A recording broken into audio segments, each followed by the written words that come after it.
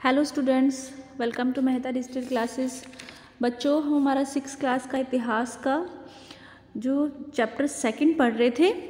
ठीक है, इतिहास पार्ट का 2nd चैप्टर हमारा चल रहा था, नए राजा और उनके राज्य। ठीक है, इसमें हम कौन कौन सा टॉपिक है जो कर चुके हैं।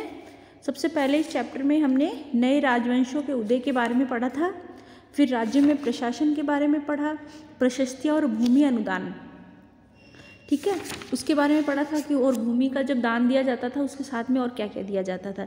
ये हमने लास्ट वीडियो जो हमारी लास्ट क्लास हुई थी उसमें रीड आउट कर लिया था।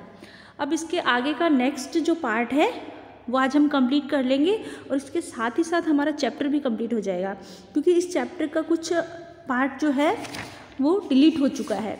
ठीक है, तो वो हमें नहीं पढ़ना है, तो हमें अभी जो सिलेबस में है आपके वही हम कवर करेंगे। तो इस चैप्टर का नेक्स्ट पार्ट है वो आज हम स्टार्ट करेंगे। Okay students, let's start the chapter. 12वीं शताब्दी में एक बृहद संस्कृत काव्य भी रचा गया जिसमें कश्मीर पर शासन करने वाले राजाओं का इतिहास दर्ज है। कि 12वीं शताब्दी में संस्कृत का बड़ा काव्य है, उसकी रचना की गई थी, जिसमें क्या है, कश्मीर पर शासन करने वाले राजाओं का इतिहास दर्ज है। इसमें कलहन नाम के रचनाकार है, इन्होंने इसकी रचना की गई थी इनके द्वारा। कलहन ने अपना वृत्तांत लिखने के लिए शिलालेखों, दस्तावेजों, प्रत्यक्षदर्शियों के वर्णनों, पहले के इतिहासों समेत अनेक तरह के स्रोतों का इस्तेमाल किया है। ये संस्कृत जो काव्य लिखा गया कश्मीर के शासन पे लिखा गया। किन्होंने लिखा? कलहन ने लिखा, और काव्य का नाम क्या था? राज तरंगिणी। ठीक है, इस नाम का ये काव्य लिखा था। किन्होंने लिखा था? रचनाकार कौन थे? कलहन। ठीक है, किसमें लिखा गया, किसके ऊपर लिखा गया था? ये कश्मीर के शासन पे। ओके, तो इसमें ये लिखने के लिए उन्होंने बहुत सारी जो स्रोत है, बहुत सारे स्रोतों का इस्तेमाल किया था, जैसे शिलालेख, दस्तावेज है, मतलब इतिहास, इसका वृत्तांत लिखने के लिए जो जानकारी के लिए उन्होंने बहुत सारे स्रोतों का प्रयोग किया था। प्रशस्तियों के लेखकों से भिन्न ये है, अक्सर शासकों और उनकी नीतियों के बारे में आलोचनात्मक रुख दिखलाता है, इसलिए 12वीं सदी के लिए असाधारण ग्रंथ था। अब है नेक्स्ट हमारा टॉपिक है धन के लिए युद्ध। आपने गौर किया होगा कि इसमें से प्रत्येक शासक राजवंश का आधार कोई क्षेत्र विशेष था। मतलब ज़्यादातर युद्ध किसके लिए होता था? धन संपदा के लिए या भूमि पर, क्षेत्रों पे कब्जा करने के लिए, इसीलिए होता था। वे दूसरों क्षेत्रों पर भी नियंत्रण का प्रयास करते थे। राजा जो राजवंश होते थे, शासक का यही रहता था कि ज़्यादा से ज़्यादा क्षेत्र है वो उनके कब्जे में या अधिकार क्षेत्र में हो, इसलिए दूसरों के क्षेत्र पर भी नियंत्रण का प्रयास लगातार करते रहते थे। एक विशेष रूप से वांछनीय क्षेत्र था गंगा घाटी में कन्नौज नगर। मतलब जो सबसे ज़्यादा जिस क्षेत्र को हथियाने की रहती थी, जिसके लिए ज़्यादा युद्ध होते थे, लड़ाइयाँ होती थी, वो कौन सा था? गंगा घाटी में कन्नौज का नगर। गुर्जर, प्रतिहार, राष्ट्रकूट और पाल वंश, ये तीनों वंश, इनका नाम देखो, गुर्जर प्रतिहार, राष्ट्रकूट और पाल वंश, ये जो इनके शासक थे सदियों तक कन्नौज के ऊपर नियंत्रण को लेकर आपस में लड़ते रहे थे। क्यों इतना रहते थे? क्योंकि गंगा घाटी का जो आसपास का क्षेत्र है वो बहुत ज़्यादा उपजाऊ भूमि है वहाँ की। तो मतलब व्यापार की दृष्टि से भी देखें, फसलों की दृष्टि से भी देखें, तो हर दृष्टि से देखें तो ये मतलब संपन्न क्षेत्र माना जाता था, इसलिए इस पर नियंत्रण करने के लिए ज़्यादातर शासकों में लड़ाइयाँ होती थी। मेन कौन थे? गुर्जर प्रतिहार, राष्ट्रकूट और पाल वंश। तो इस लंबी लड़ाई जो इनकी चली थी, उस 3 पक्ष थे, इसलिए इतिहासकारों ने इसकी चर्चा त्रिपक्षीय संघर्ष के रूप में, इन तीनों में लड़ाई रहती थी, युद्ध रहता था, संघर्ष रहता था, तो इतिहासकारों ने इसको क्या नाम दे दिया? त्रिपक्षीय संघर्ष। ठीक है, 3 पक्ष के संघर्ष हो गए। जैसा कि हम देखेंगे कि शासकों ने बड़े मंदिरों का निर्माण करवाकर भी अपनी सत्ता और संसाधनों का प्रदर्शन करने का प्रयास किया है, इसलिए जब वे एक दूसरे के राज्यों पर आक्रमण करते थे तो मंदिरों को भी अपना निशाना बनाते थे। भी राजा क्या करता था? अपनी सत्ता का प्रदर्शन करने के लिए, संसाधन का प्रदर्शन करने के लिए मंदिर बनवाते थे। इसलिए जब एक राजा दूसरे पे आक्रमण करता था तो ये मंदिरों को भी निशाना बना देते थे, जो कभी कभी बहुत अधिक संपन्न होते थे। आप इसके बारे में आगे के चैप्टर्स में पढ़ेंगे।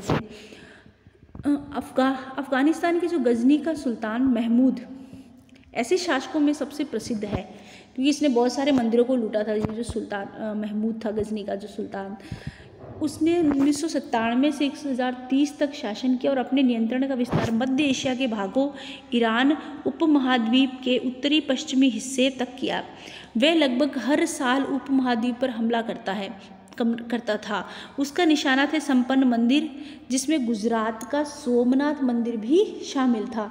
महमूद जो धन उठाकर ले गया, उसका बहुत बड़ा हिस्सा गजनी में एक वैभवशाली राजधानी के निर्माण में खर्च हुआ। मतलब यहाँ से बहुत ज़्यादा धन ये लूट कर लेके गया था। सुल्तान महमूद अपने द्वारा जीते गए लोगों के बारे में कई बातें जानना चाहता था। उसने अल बरूनी नामक एक विद्वान को इस उपमहाद्वीप का लेखा जोखा लिखने का काम सौंप दिया। अरबी में लिखी गई उसकी कृति किताब अल हिंद, जो आज भी इतिहासकारों के लिए एक महत्वपूर्ण स्रोत है। देखो किसने, अल बरूनी ने लिखी। किताब कौन सी लिखी, अल हिंद लिखी।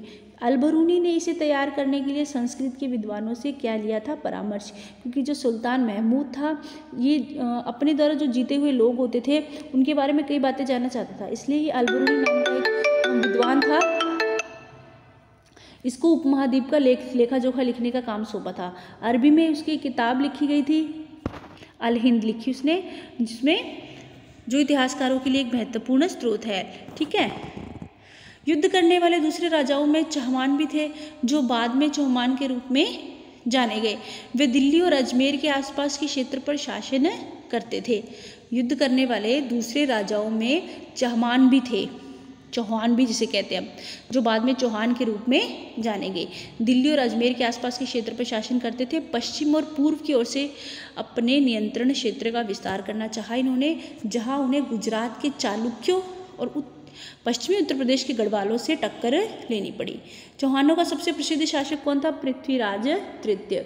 इसे आपने नाम भी सुना होगा पृथ्वीराज का, तो पृथ्वीराज तृतीय, जिसने सुल्तान मोहम्मद गोरी नामक एक अफगान शासक को 1491 तराइन का युद्ध 2 बार हुआ था, 91 और 92 में।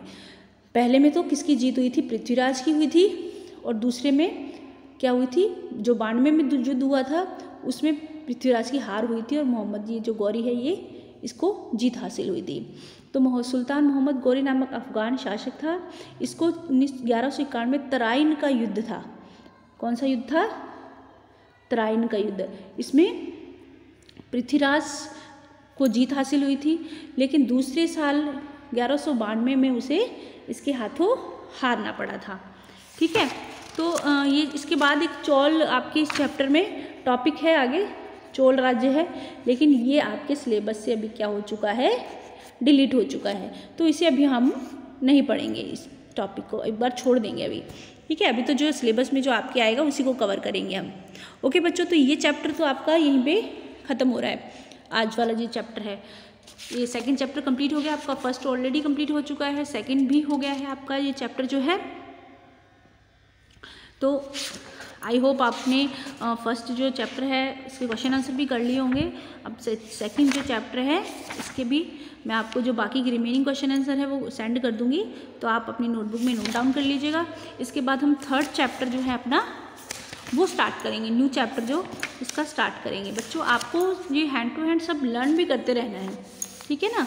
इसके बाद हम थर्ड जो दिल्ली के सुल्तान चैप्टर है हमारा वो पढ़ने वाले हैं। ठीक है। इसके भी कुछ टॉपिक डिलीट हुए हैं, सब चैप्टर्स में नहीं हुए हैं, कुछ हैं आपके जिन चैप्टर्स में टॉपिक है थर्ड चैप्टर और फोर्थ चैप्टर में भी डिलीट हुआ है। तो थर्ड चैप्टर हम स्टार्ट करेंगे। ठीक है। उसके जो टॉपिक आएंगे वही आपको करवाऊंगी मैं। इसके साथ साथ कुछ ये चैप्टर दो चैप्टर हो जाएंगे, इसके बाद में हम वर्कशीट भी आपको सेंड करूँगी। तो वर्कशीट में भी आपको वर्कशीट के लिए आपको सब ये चैप्टर जो भी करवाऊंगी वो लर्न करने हैं। ठीक है, ताकि आप वर्कशीट में कोई प्रॉब्लम ना हो आपको लिखने में। ओके बच्चों, आई होप समझ में आ गया होगा आपको। So thank you, have a nice day.